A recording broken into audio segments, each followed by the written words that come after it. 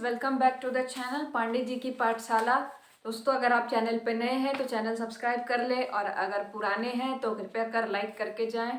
और दोस्तों चलिए आज का हम क्लास शुरू करते हैं। तो आज के क्लासेस में हम कोई चैप्टर नहीं बता रहे दोस्तों, आज क्वेश्चन आया था। कुछ स्टूडेंट्स का क्वेश्चन आ रहा है कि जो इंग्लिश के पेपर में, इंग्लिश ऑनर्स पेपर के क्वेश्चन है ये, कि जो पेपर में पोएम के या किसी भी फ्रेज आते हैं, जो लाइंस आती है, जो पैराग्राफ आती है, उसको कैसे समझना है और उसका जवाब कैसे देना है। तो दोस्तों हम लोग आज वही डिस्कस करेंगे। एक दो क्वेश्चन देखेंगे और देखेंगे कि उसका जवाब कैसे देना है। जो क्वेश्चन आपसे पूछा गया है वो, अगर आपको वो लाइन समझ नहीं आती है तो आप उसको कैसे समझ के उसका जवाब दे सकते हो। ठीक है, तो सबसे पहला क्वेश्चन हम लोग देखते हैं स्टूडेंट्स। सबसे पहला क्वेश्चन आपकी स्क्रीन पे ये देखिए, आप खुद पढ़ के देखिए। Now that the gloomy shadow of the earth longing to view horizon's drizzling look, leaps from the Antarctic world into the sky, and dims the welkin with her pitchy breath, fosters begin thin incantations, and try if devils will obey the haste, seeing the hast prayed and sacrificed to them within his circle is Jovan's name। तो इस पूरे lines में दोस्तों आपको पता है, आप लोग को ये भी नहीं समझ में आएगा कि किस चैप्टर से है। तो सबसे पहले इसमें आपको ये खोजना है कि इसमें कोई भी ऐसा नाम जो आपने पढ़ रखा है तो किस चैप्टर से है वो। ठीक है, अगर आपने कहानी पढ़ रखी है, अपने सिलेबस पढ़ रखे हैं, तो आपको बहुत जल्दी ये पकड़ में आ जाएगा कि किस चैप्टर का सवाल है। तो दोस्तों पूरा लाइन्स पढ़ा हमने और इसमें हमें एक नाम मिला है, वो है फॉस्टस। ठीक है, तो फॉस्टस दोस्तों हमारे सिलेबस के एक चैप्टर में है। डॉक्टर फॉस्टस का जो कहानी है, क्रिस्टोफर मार्लोव की द्वारा लिखी गई जो नॉवेल है उसमें।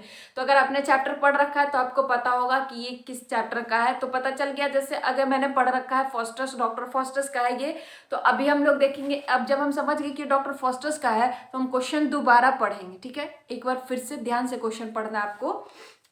Now that the gloomy shade of the earth longing to view origins drizzling. दोस्तों ये नेचर के बारे में बता रहा है। ठीक है, जब फॉस्टस मेफिस्टोफिलिस के साथ घूमने जाते हैं तो वो पूरे अर्थ का एडवेंचर करते हैं, जगह जगह जाते हैं, दूसरे दूसरे कंट्रीज जाते हैं, तब वो ये चीज नोटिस करते हैं, ये सब चीज देखते हैं, उसके बारे में डिस्कशन है। स्काई कैसा, अर्थ कैसा, कौन कैसा।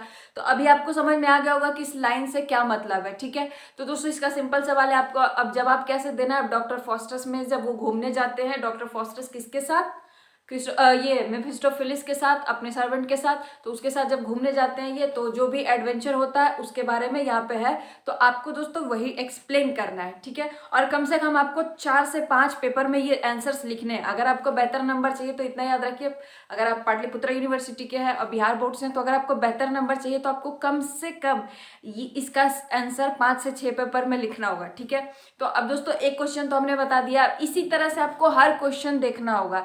ठीक है, आप सबसे पहले वो सेंटेंस पढ़िएगा, आप वो पैराग्राफ पढ़िएगा कि उसमें जो लाइंस है वो किस चैप्टर से हो सकती है, उसमें कोई भी एक वर्ड आपके पढ़े हुए चैप्टर से मिलता है कि नहीं। और अगर बिल्कुल नहीं मिल रहा तब या तो आपने चैप्टर मिस करा है या तो वो थोड़ा क्वेश्चन थोड़ा समझना पड़ेगा। अगर आपको कोई वर्ड नहीं मिल रहा, कोई नाम नहीं मिल रहा, देन आपको क्या करना है, वो सेंटेंस ध्यान से 1-2 बार पढ़ना है, तब आपको पता चलेगा कि वो किस बारे में है।